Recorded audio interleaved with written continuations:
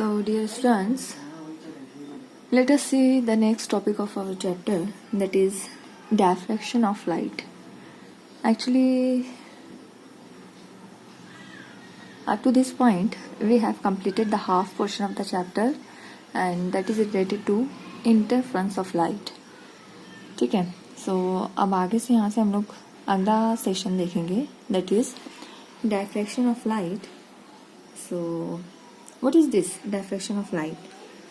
So consider if it is source of light, point source of light, and we are putting a slit in front of this source.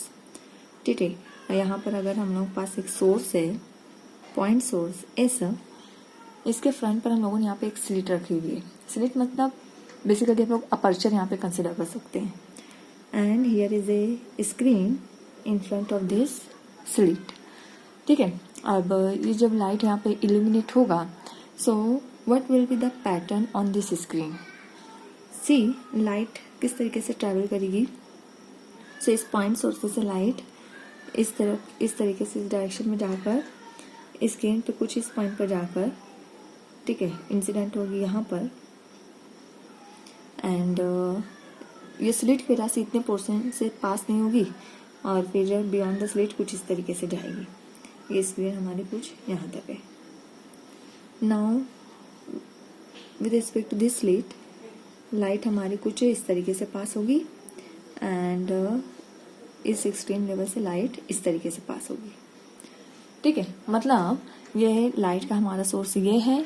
ये slit हम लोगों ने रखा हुआ है. Slit मतलब यहाँ पे बेसिकली हम लोगों का एक स्मॉल अपर्चर है.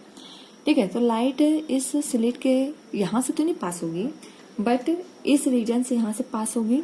इसका मतलब हम लोग का यहाँ से लेकर के यहाँ तक का जो पूरा एरिया है, दिस इज क्या, ये एरिया रहेगा, दिस इज इल्यूमिनेटेड एरिया. ठीक है, इतने एरिया में हम लोगों को लाइट मिलेगी. बट उसके बाद ये इतना जो रीजन होगा, यहाँ से लेकर के यहाँ तक रीजन, ये हमारा होगा शेडो, ज्योमेट्रिकल शेडो. ठीक है, इस रीजन में हम लोगों को लाइट नहीं मिलेगी, डार्क रहेगा, मतलब यहाँ पर शेडो होगा, shadow of this slit. Same यहाँ पे भी ये इतना जो रीजन रहेगा हमारा, ये होगा ज्योमेट्रिकल शेडो. ठीक है, due to this slit, created due to this slit. कुछ इस तरीके का हम लोगों को पैटर्न मिलेगा. अब ये पैटर्न क्यों मिलेगा? Because of the ray optics और ज्योमेट्रिकल ऑप्टिक्स. ठीक है, क्योंकि हम लोगों को पता है लाइट रे स्ट्रेट रे के फॉर्म में जाती है, स्ट्रेट लाइन के फॉर्म में ट्रैवल करती है. तो अगर उस हिसाब से देखें तो ये लाइट इस तरीके से स्ट्रेट आएगी, स्क्रीन पर इस तरीके का हम लोग को पैटर्न देगी. बट एक्चुअली अगर आप लोग देखो, जब इस तरीके से हम लोग एक्सपेरिमेंट करके देखते हैं, तो हम लोगों को ऐसा नहीं, बल्कि हम लोगों को कुछ इस तरीके का पैटर्न मिलता है. होना चाहिए ऐसा, बट हम लोगों को ये ऑब्जर्वेशन ये होता है कि फ्रॉम दिस स्लिट, ठीक है, इस कॉर्नर से, स्लिट के जो कॉर्नर्स हैं, यहाँ से लाइट कुछ इस तरीके से बेंट होना शुरू होती है. और हम लोगों को ये जो शेडो का रीजन है, इस शेडो रीजन में भी यहाँ पर हम लोगों को लाइट दिखाई देती है. ठीक है, फ्रॉम इस साइड से भी हम लोगों को कुछ ऐसा ही इफेक्ट मिलता है. ये देखो. ठीक है, मतलब लाइट जो है तो हम लोगों की जानी चाहिए थी इस तरीके से सीधी. ठीक है, लेकिन ये लाइट क्या हुई, अभी ये जो शेडो का इतना रीजन है, यहाँ पर भी लाइट इंटर कर गई है. सेम ऐसे लाइट इस शेडो के रीजन में भी यहाँ पर इंटर करी है. ठीक है, तो अब यहाँ पर भी इतने रीजन में भी हम लोग को ये इतना रीजन भी कैसा हो गया, इल्यूमिनेटेड रीजन है. यहाँ पर भी हम लोगों को लाइट अभी दिखाई देगी. तो ऐसा क्यों हुआ? हालांकि according to the ray optics हम लोगों ने देखा है कि लाइट हमेशा स्ट्रेट लाइन में ट्रैवल करती है. ठीक है, सीधा जाती है, बेंड नहीं होती है. बट अगर आप यहाँ पर देखो तो इस स्लिट से यहाँ पे क्या हो रही है, लाइट बेंड हो रही है. ठीक है, बेंडिंग हो रही है लाइट की. कहाँ पर? इनर साइड पे देखो, इस तरीके से लाइट इनसाइड इनर साइड पे बेंड हो रही है और शेडो रीजन में इंटर कर रही है. So actually this bending of light from the corners और from the edges of the slit, it is called as diffraction of light. ठीक है, अब ये क्यों होगा? Because at the edge of the slit, here ये जो लाइट होगा, it acts as a secondary source. ये एज अ सेकेंडरी सोर्स यहाँ पर एक्ट करता है और ये अपने व्योलेट्स यहाँ से इमिट करता है. इस वजह से हमारी जो लाइट है वो शेडो रीजन में इंटर होती है. and this light enters into this geometrical shadow, and this phenomenon of bending of light across the edges of slit is called as diffraction of light. ठीक है, मतलब हम लोगों को जितना शेडो मिलना चाहिए था उससे कम मिला है। यहाँ पर भी शेडो रीजन में भी लाइट हमारी इंटर कर गई है। इसको एक तरीके से और भी हम लोग देख सकते हैं। देखो, suppose this is our point source, say it as S, and in front of this point source if I am keeping certain obstacle, ठीक है, इसके आगे मैंने अगर कुछ ऑब्स्टेकल रखा हुआ है and in front of this obstacle there is a screen, तो अब हम लोग को पैटर्न कैसा मिलेगा? So from this point source light is going in this manner, ठीक है, और अगर मैं इसको इस तरीके से ले लेती हूँ, अनदर लाइट रे कंसिडर कर लो, वो कुछ इस तरीके से जा रही है। नाउ इस साइड से अगर हम लोग देखें तो लाइट इस तरीके से स्ट्रेट लाइन में जाएगी और ये यहाँ पे इस तरीके से कुछ जाती है। तो ये हम लोगों का क्या है? ऑब्स्टेकल है। सो अगर हम लोग ऑब्स्टेकल देखेंगे तो ऑब्स्टेकल के पीछे का ये इतना जो पूरा रीजन होगा ये कैसा होगा? This is called as geometrical shadow, ठीक है, ये इतना हम लोगों का ज्योमेट्रिकल शेडो होगा। और ये जो रीजन हम लोगों को मिलेगा ये होगा illuminated region. This is illuminated region, this is also illuminated region, ठीक है। नाउ होना चाहिए ये, बट ऐसा नहीं होता है। जब आप इसको ऑब्जर्व करो तो ये जो शेडो रीजन है, ठीक है, शेडो रीजन में भी हम लोगों को यहाँ पर इस तरीके से ये लाइट दिखाई देती है। मतलब लाइट हमारे ऑब्स्टेकल से क्या हो रही है?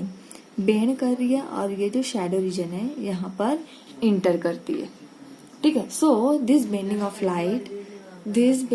Light is called as diffraction, ठीक है। ये जो लाइट बेंड हो रही है, this phenomenon is called as diffraction of light, ठीक है। तो मतलब हम लोग यहाँ से आगे क्या पढ़ने वाले हैं? डायफ्रैक्शन ऑफ लाइट पढ़ने वाले हैं।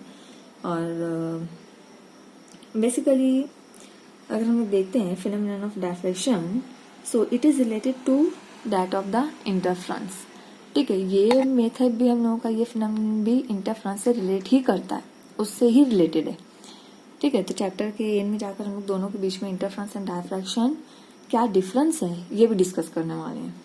तो फिलहाल तो हम लोग डायफ्रैक्शन देखते हैं।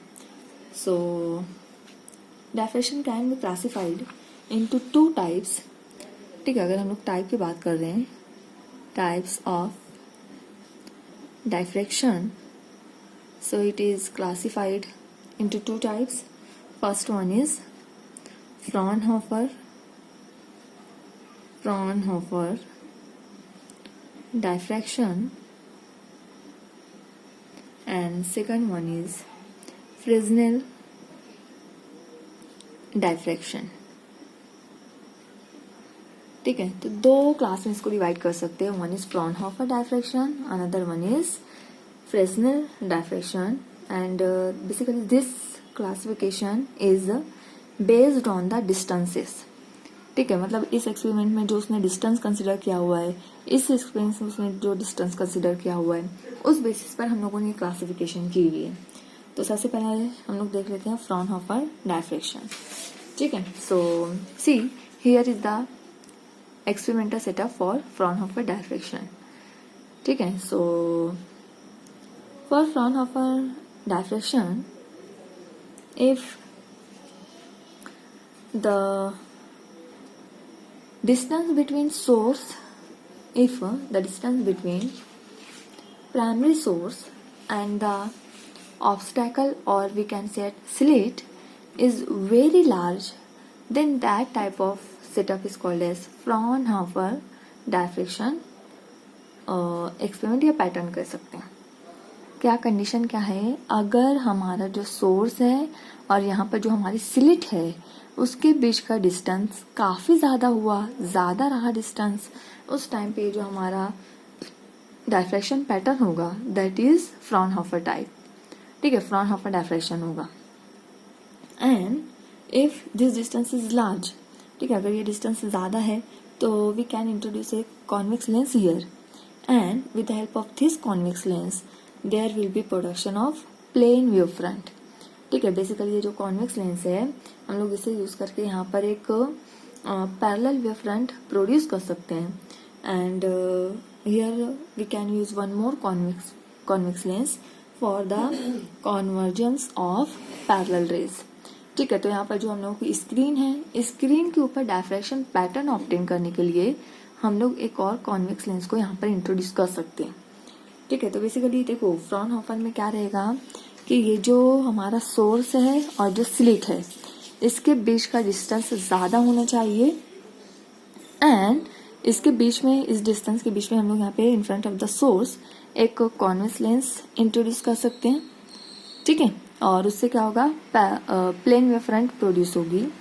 एंड इसी प्लेन वेव फ्रंट को स्क्रीन पर पैटर्न बनाने के लिए एक और कॉन्वेक्स लेंस हम लोग यूज कर सकते हैं जो लाइट को क्या करेगा, पैरेलल रेस को कॉन्वर्ज करने का यहाँ पर काम करता है. So this type of diffraction setup is called as Fraunhofer diffraction pattern. ठीक है, तो ध्यान में रखना इसके अंदर डिस्टेंस हम लोगों का ज्यादा होगा. और एक और तरीका जिसके हेल्प से हम लोग यहाँ पे पैरेलल रेज ऑब्टेन कर सकते हैं, अगर हमारा सोर्स इन्फिनिटी पर होता है, तो अगर हमारा सोर्स इन्फिनिटी पर है उस टाइम पे भी हम लोग पैरेलल रेज ऑब्टेन कर सकते हैं. तो वो चीज भी हम लोग कर सकते हैं इन फ्रॉनहोफर डायफ्रैक्शन. सो ये तो हुआ फ्रॉनहोफर का. सेकेंड जो हम लोगों ने देखा था Fresnel. In Fresnel diffraction pattern the distance between slit and this source is very very less. ठीक है, distance between slit and source is very small in the case of Fresnel diffraction, and that's why the wavefront is either cylindrical or spherical. क्योंकि हम लोगों को पता है कि अगर डिस्टेंस कम हो तो उस टाइम पे जो वेवफ्रंट होगा प्राइमरी पॉइंट सोर्स से वो ज़्यादातर चांसेस है स्फेरिकल होने के, या फिर हो सकता है कि वो सिलेंड्रिकल हो. तो ध्यान में रखना है फ्रेस्नेल में distance between slit and the source is very less and there is no need of the lenses for converging the rays. ठीक है, तो यहाँ पर लेंस की कोई ज़रूरत नहीं होगी हम लोगों को फ्रेस्नेल्स में.